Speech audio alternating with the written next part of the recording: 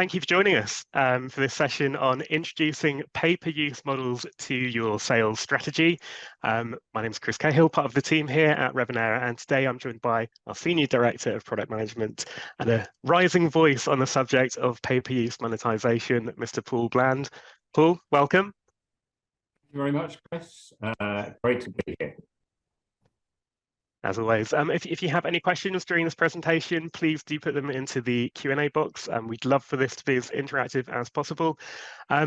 Now, we're very aware that many of you in the audience may not be familiar with Revenera, so just to give you some quick context, we have over 30 years experience in partnering with global technology companies. You may have known us as Flexera Software in the past, but we rebranded to Revenera in 2020. We provide software monetization solutions for over 35,000 customers.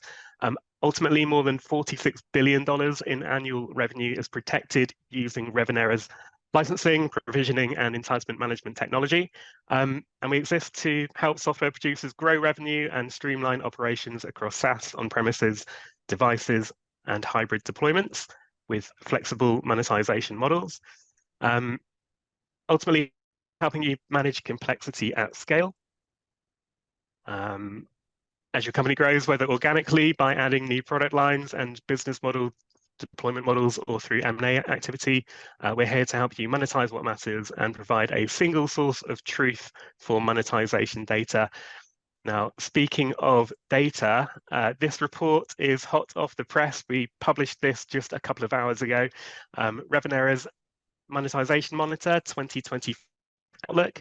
It's an annual survey of more than 400 senior leaders at global technology companies, providing insights on the rise of usage-based pricing, the growth of hybrid monetization, and the biggest barriers to revenue growth. You can access that now at revenera.com.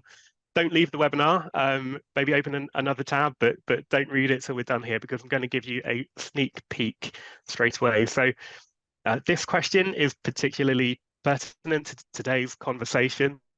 So we asked over 400 product leaders for their thoughts on monetization strategies over the next 18 months. And while it will come as no surprise that the majority, 61%, expect subscription revenue to increase over the next 18 months, what might be slightly more surprising is that 59% expect usage-based models to increase, and 60% also say outcome or value-based revenue will increase. So nobody's suggesting that usage-based and value and outcome-based are going to overtake subscription in terms of percentage of revenue, but there's clearly strong growth there. And these results tally with analyst research. So IDC also recently surveyed over 2,800 SaaS buyers. And on the customer side, subscriptions are clearly out in front as the preferred model because you have that predictability. But interestingly, if you were to combine prepaid and postpaid consumption, they would leapfrog subscription with 42% of the vote ahead of subscription on 38%. Now, again, we're not saying that consumption is going to overtake subscription, but it does suggest that buyers are craving more flexibility. So having that ability to layer usage-based options on top of subscriptions could help you win more business and deliver more value. On the flip side, IDC also surveyed 125 tech companies on their consumption pricing strategy. There's lots going on in this chart. I'm not sure how clear it is, but ultimately the bottom line is while more companies are offering or plan to offer usage-based options, many still need help with the technology to implement it, particularly with regards to tracking and analyzing usage data, which is where Revenera's dynamic monetization can help. So Paul, what do you need when introducing pay-per-use models? That's the topic for today's session. What are your thoughts on this? Well, if vendors are aiming to add consumption to the strategies that they're adopting for monetization, as something that supplements their conventional subscription-based monetization, they really need two things. The first is a mechanism that will register the use of their customers' paid for digital experiences against an entitlement. There's an action that takes place. The user, an end customer, uses something that they've been given access to, and that use needs to be registered somewhere that tracks that against an entitlement. The second thing that they need is immediate and detailed data of that usage, which helps both in terms of analytics and billing. Our IDC analyst, Mark Thomason, said in our recent soft summit earlier this year, if you want to do a value-based pricing model, you really need to understand what your customers value, and analysing usage data is a really cool way to do that. This slide describes the new dynamic monetization service that Revenera launched in June. Dynamic monetization contains, at the moment, one monetization model, which we call elastic access. And the intention of elastic access is to provide these things that we just described to help customers adopt a consumption approach to monetizing their software offerings. Elastic access allows vendors to sell metered tokens, which you might have heard referred to as prepaid credits, to sell these to customers so that customers can then exchange those for access to items, which might be features or products or any kind of digital experience at listed costs. Vendors can set the token prices for each item they offer via rate tables, and an example shown on the right-hand side of this slide. And vendors can make very immediate token pricing and packaging changes just by adjusting the rate table. So this can be adjusted almost on the fly. And the outcomes of making those changes can then be seen because elastic access provides real-time granular usage data to show exactly how customers are using those items in the list. And that helps with showback activities to the customers to help them understand how they're using tokens. It also feeds back into the kind of pricing and the sales cycle and the conversations that might take place with customers. If you can go to the next slide, please, Chris. So this kind of illustrates the flow. It begins on the left-hand side with customers buying what we call elastic tokens. Let's say they buy 1,000 elastic tokens. These are immediately made available in the elastic access for applications which are either deployed on the customer site or deployed in the cloud if it's a SaaS application. And those applications can make requests back to elastic access. It might be for a feature or a product or some other kind of resource or experience. And elastic access will look that item up in the rate table. When it finds it, it'll look at the cost, calculate how many tokens to deduct from that entitlement, send a message back to the application saying it has permission to run, and then immediately send details of that transaction through to the data warehouse to feed analytics reports so that customers can see their usage over time, and to feed back into the sales cycle to help either, say, a conversion to a subscription, or for customers to understand how many tokens they need to buy in the next renewal. So we see that there are certain core use cases that would be met by elastic access. I'm sure there are more than these as vendors get imaginative with the capabilities. But we see one of the primary problems that elastic access would solve is that of cross-portfolio access. It's often quite a difficult decision-making process for customers to choose certain products and go through a decision-making process in order to sign up for specific subscriptions to specific products. With elastic access, you can include that entire product range in the rate table. And so customers can delay their choice of which software they use and what they spend their tokens on till the point of need. And that might not be till the actual day that they're starting to use the software. What this means is that your entire portfolio is now opened up to your customers. The friction to them adopting your software and your products is very much reduced because of elastic access. The second use case is to help customers overcome the seasonal peaks and troughs, the ebbs and flows of their needs. For years, customers and software buyers have found it difficult to balance the number of licenses they buy with the level of use that they're going to have at various times during a month or a quarter. It's very hard often for them to predict what's going to happen at those peak times. And so they're faced with a dilemma. Either they buy low and they just have to slow down when it reaches peak times, or they buy for the peak times, which means a lot of those licenses are left unused for long periods of time, which is a waste of money.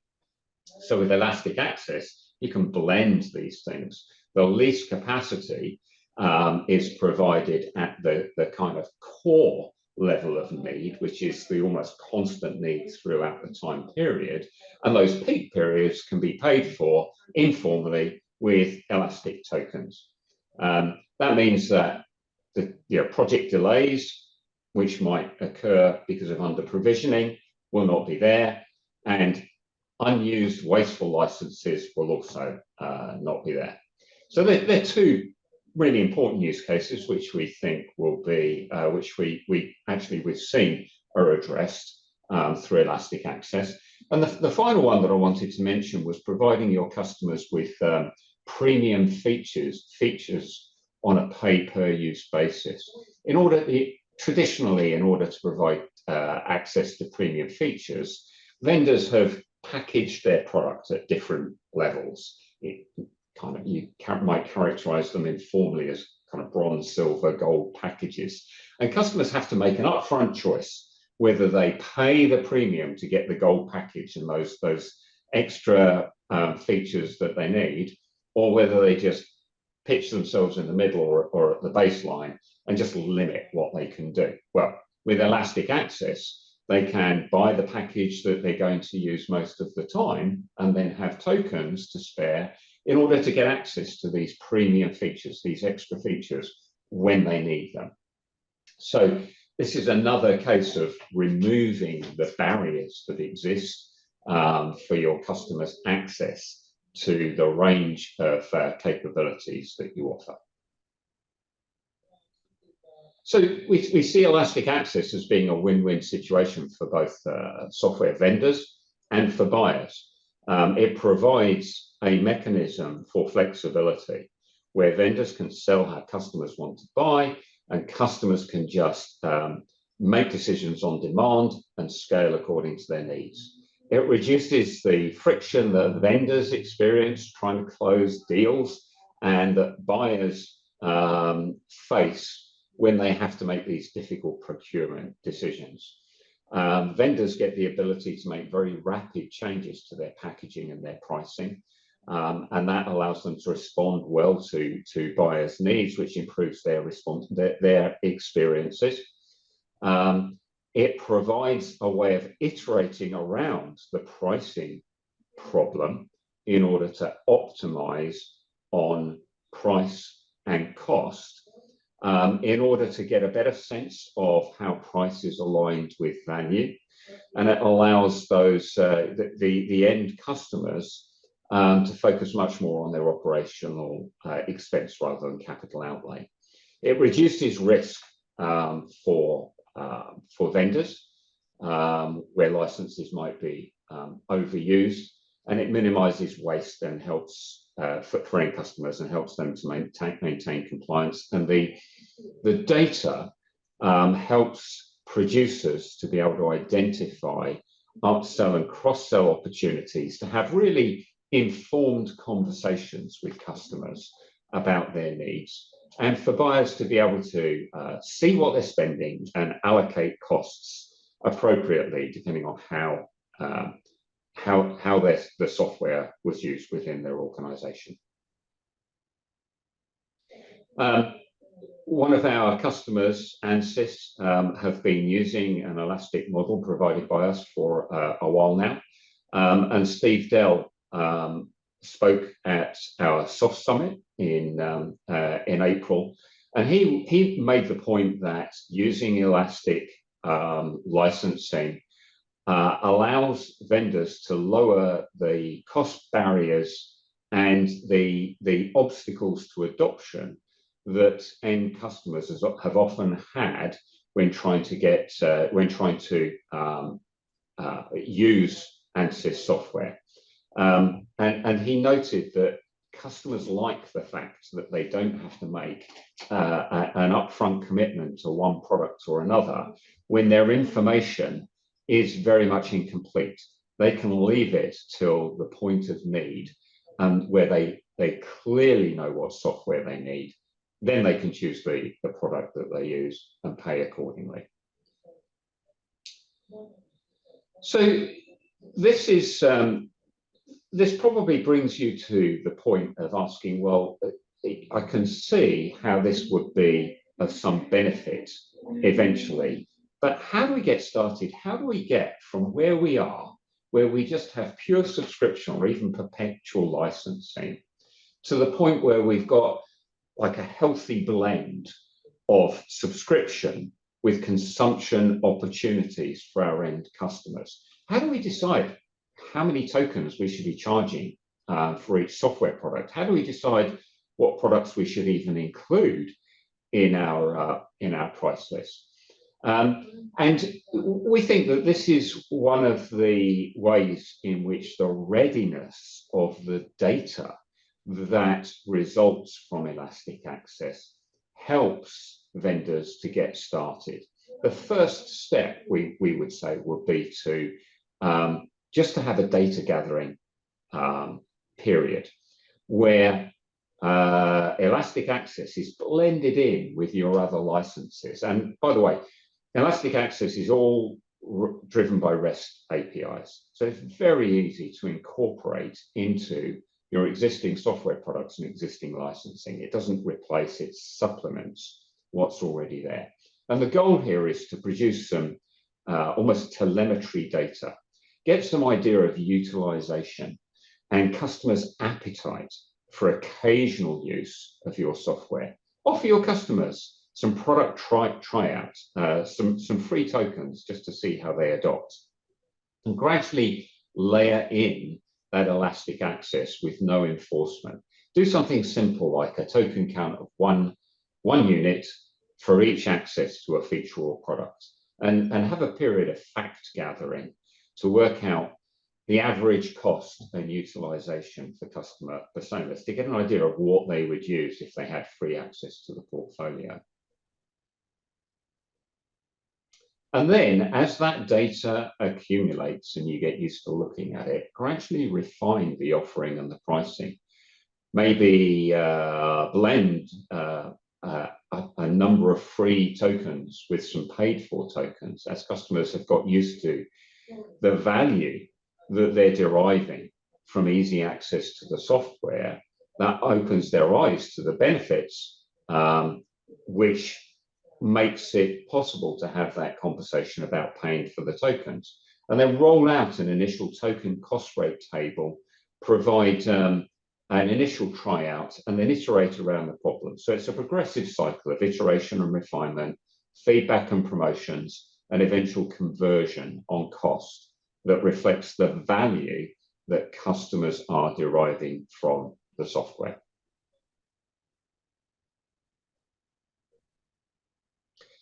So 3 key takeaways from this presentation. The first is that dynamic monetization, and specifically elastic access, is provided to help you remove barriers to adoption of your software portfolio and allow you to introduce flexible monetization models, ultimately to grow your annual recurring revenue.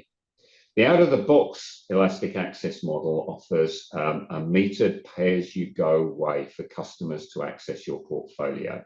Mark Thompson has described it as prepaid credits, prepaid metered credits with consumption drawdown. So this allows your customers to do that and for you to have pricing flexibility. Elastic access complements hybrid models. Customers don't have to commit to one product, either on-prem or cloud, because elastic access bridges the licensing gap based on their usage needs. Fantastic. Thank you, Paul. If anybody has questions, please do put them in the chat now. I can see a couple have come in already. So first question, Paul. Can we add elastic access to our existing licensing mechanism? Yes, it's been designed to work on REST APIs with the intention that you would layer this alongside your existing license. We don't see it as replacement, we see it as supplementary. So REST APIs make it relatively easy to adopt and incorporate into your product. And we do think that that's going to make it easier to adopt, and because it will be there alongside your existing licensing, it can provide data relating to your existing licensing as well as elastic access. Great, thank you. And second question, how reliable is free access to our portfolio as an indicator of customers' willingness eventually to pay for that access? So I guess it's a question around, offering the ability for people to try products without committing to them. Yeah, I mean, I guess this is a quandary where whenever you put free access to something in a product with a view eventually to charging for it. And this is why an experimental phase is really important. And I think every step that I just described is experimental. Okay, you put in elastic access for free access to your portfolio for a limited number of tokens to entice customers to start trying things they haven't tried before. And then providing customers maybe with a low-cost top-up on top of that. It helps you to get a sense of what customers are willing to pay for. Now, I see the importance of an experimental approach to giving your customers first free and then blended paid for consumption. But I also think that it needs to sit alongside some kind of simulation approach to modeling your user stories and the kinds of things that you might be measuring to project forward with a model to see what the possible range of outcomes might be over time. I don't believe we have any further questions. So Chris, if anyone goes away from this webinar and thinks of a question, or if somebody watches a recording later and has questions, where should they send them? Well, you can head to revenera.com/contact-us. The Revenera team are always very responsive. If you do have questions about, if you'd like any advice on your monetization journey and the services that Revenera can offer, that's a good port of call. Or indeed, Paul, I'm sure you'd be very open to people connecting with you on LinkedIn. You can, Paul Bland on LinkedIn. He's a popular man. Questions. I'm more than happy to answer. Absolutely. Fantastic. Okay. Well, thank you for everybody's time today. Hayley, back to you. Awesome. Thank you so much, Chris and Paul, for the jam-packed agenda today. I hope everyone enjoyed it, and thank you again for attending, and thank you for the team at Revenera. With that, we'll go ahead and close out the webinar. So again, thank you so much for attending. Thanks a lot. Goodbye.